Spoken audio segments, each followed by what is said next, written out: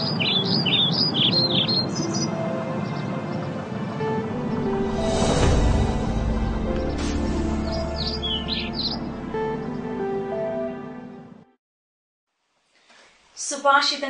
18-ാം അധ്യായം 4-ാം വചനം ഇപ്രകാരം പറയുന്നു: മനുഷ്യന്റെ വാക്കുകൾ അഗാധമായ ജലാശയമാണ്, ജ്ഞാനത്തിന്റെ ഉറവ പാഞ്ഞൊഴുകുന്ന അരുവിയും. ഇത് ഇംഗ്ലണ്ട്. നൂറ്റാണ്ടുകളോളം ലോകം അടക്കിപ്പിടിച്ച സാമ്രാജ്യം. നവീകരണത്തിന്റെ ജലാശയവും ജ്ഞാനത്തിന്റെ ഉറവയുമായി ഇംഗ്ലണ്ടിലെത്തിയ ഒരു കുടുംബത്തെ നമുക്ക് പരിചയപ്പെടാം. ഒപ്പം എത്രമാത്രം ദൈവത്തിന്റെ അനന്തമായ വചനം അവരുടെ ജീവിതത്തിൽ പതിഞ്ഞു നിന്നു. നവീകരണം എങ്ങനെ താങ്കൾ ഒരു പുതിയ വ്യക്തിയാക്കി എന്ന് വിശദീകരിക്കാമോ? ഒപ്പം ദൈവത്തിലേക്ക് അടുക്കും മുൻപ് താങ്കൾ ഏത് തരത്തിലുള്ള ഒരു വ്യക്തിയായിരുന്നു എന്നും. ഞാൻ ദൈവത്തിലേക്ക് ഈശോയെ അറിയാനായിട്ട് ഉണ്ടായ സംഭവം എന്ന് പറഞ്ഞാൽ 1992 ജനുവരി 17 ഒരു പ്രത്യേക ദിവസമായി എൻ്റെ സ്മരണയിൽ മറക്കാൻ പറ്റാത്ത ഒരു ദിവസമാണ്. കാരണം അന്ന് ബൈബിളിന്റെ ഒരു വരിയിലൂടെ കർത്താവ് കടന്നു വന്ന് സ്പർശിച്ച് എന്നിട്ട് കുമ്പസാരിക്കുക, എന്റെ പാപം ഏറ്റു പറയാനായിട്ട് അവിടെ നിന്ന് പ്രചോദനം തന്നു. രാവിലെ മുതൽ വൈകുന്നേരം വരെ ഇത് തന്നെയായിരുന്നു എന്റെ മനസ്സിലുണ്ടായിരുന്നത്. നീ പോയി പാപം ഏറ്റു പറയുക.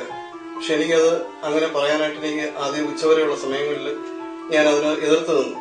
കാരണം അങ്ങനെ പാപം ഏറ്റു പറയാനായിട്ട് പറയുന്നവര് എന്നേക്കാൾ നല്ലവരല്ല എന്നൊക്കെയുള്ള പല പല വാദങ്ങളിൽ ഞാൻ എതിർത്തു.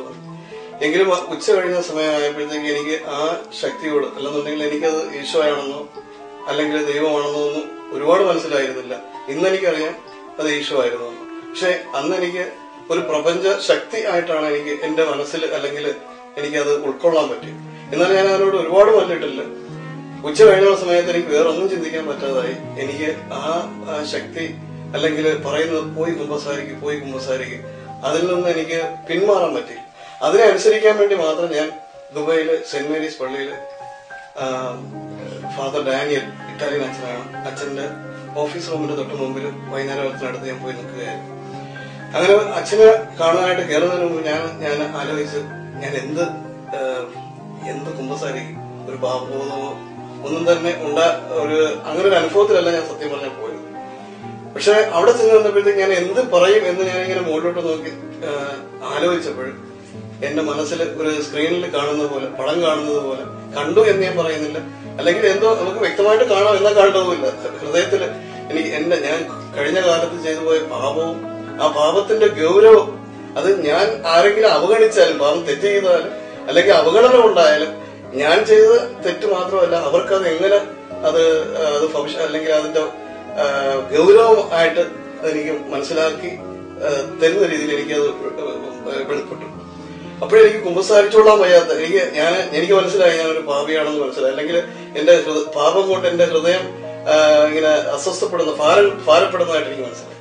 അങ്ങനെ ഞാൻ അച്ഛന്റെ റൂമിലേക്ക് കയറിയപ്പോൾ അച്ഛനെ ഇവിടെ പോകാനായിട്ട് നിന്നു. അപ്പൊ അച്ഛൻ പറഞ്ഞു വേറെ സമയത്ത് വന്ന് കുമ്പസാരിക്കാൻ പറഞ്ഞു.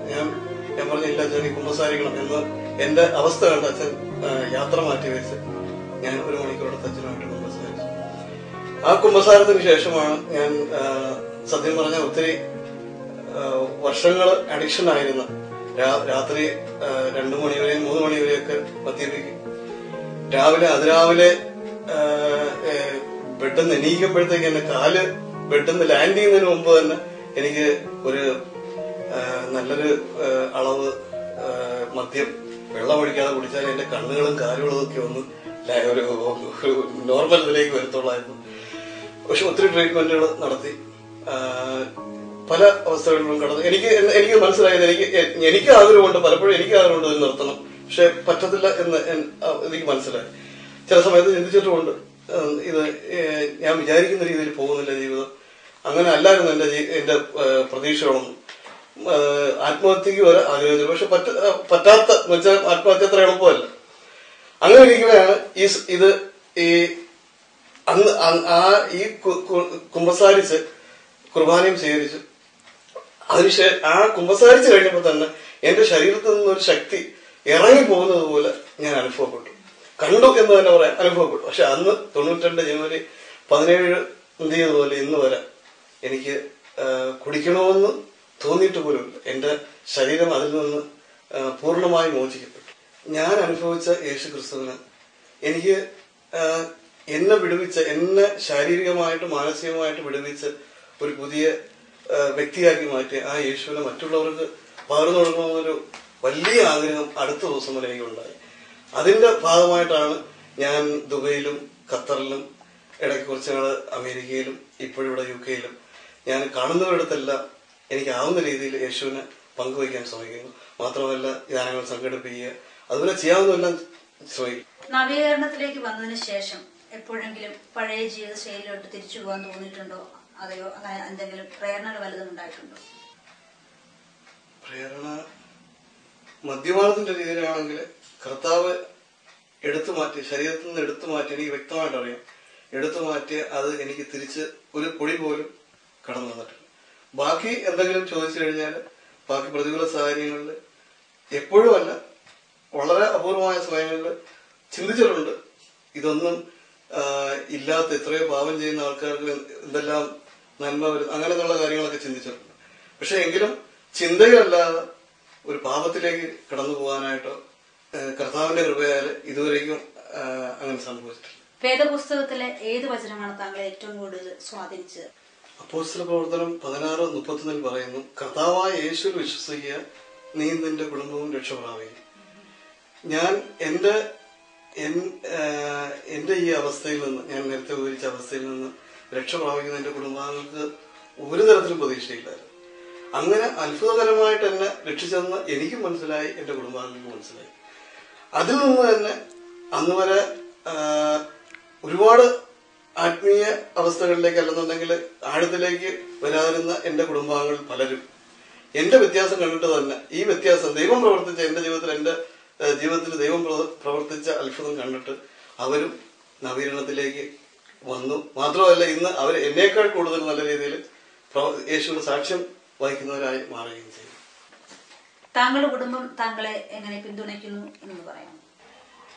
നവീകരണ അനുഭവത്തിന് വന്നതിന് ശേഷം ഭാര്യയാണെന്നുണ്ടെങ്കിൽ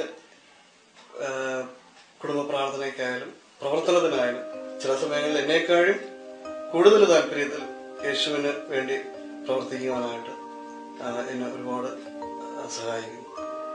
മാത്രമല്ല മക്കള് അവർക്ക് ഒരുപാട് അനുഭവമൊന്നുമില്ലെങ്കിലും അവര് ഇൻസ്ട്രുമെന്റ്സ് വായിക്കുവാനായിട്ട് ഒരാൾ ഓർഗനും, ഒരാള് ഫ്ലൂട്ട്, ഒരാള് ഇലക്ട്രിക് ഡ്രംസ് ഇതെല്ലാം കളിക്കുവാനായിട്ട് അവർ സഹായിക്കും. 5 മക്കളാണ്, ബാക്കി 2 പേരും അവര് കൊച്ചുപിള്ളേരാണ്. അവരും പറ്റുന്ന രീതിയിൽ അവരെ സഹായിക്കും. ഇപ്പോൾ ഞങ്ങളൊരു കുടുംബ ശുശ്രൂഷയായിട്ടാണ് പല ദൂര സ്ഥലങ്ങളിലേക്ക് പോകുമ്പോൾ ഞങ്ങൾ വണ്ടിയിലെ എല്ലാ സൗണ്ട് സിസ്റ്റവും എല്ലാം കൂടെ ആയിട്ട് പോകും. അവർ എല്ലാവർക്കും ഓരോ റോളുണ്ടാവും. അത്യുന്നതന്റെ മറവിങ്കൽ സർവശക്തന്റെ നിഴലിൻ കീഴിൽ